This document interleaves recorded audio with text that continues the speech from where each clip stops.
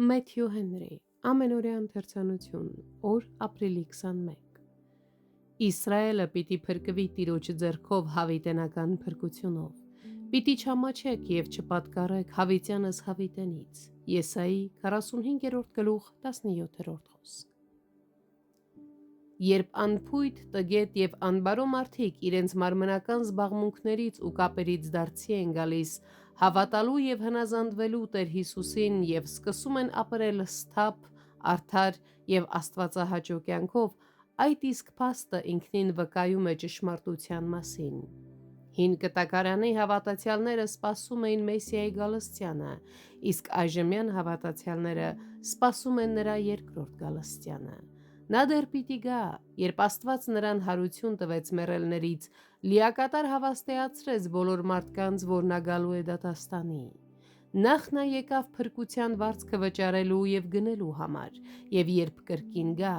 իր հետ նա կբերի փրկությունը որպես լիակատար եւ վերջնական ազատագրություն այն բարկությունից, որ դեռ պիտի թափվի։ Ուստի թող բոլորը առանց հապաղելու փախչեն գալիք բարկությունից եւ ապաստան գտնեն Քրիստոսի եւ նրա փրկության մեջ։ Եվ սա է մեր սուրբ հավատքի առանձնահատկություններից մեկը՝ սպասել Քրիստոսի երկրորդ գալստյանը, որպես այն մարդիկ, ովքեր ոչ միայն հավատում են, որ նա պիտի գա, այլև հույս ունեն, որ նրա գալուստը պիտի բերի իրենց կորցրած կատարյալ ուրախությունը։ Հին կտակարանի հավատացյալները սպասում էին Մեսիայի առաջին գալստյանը,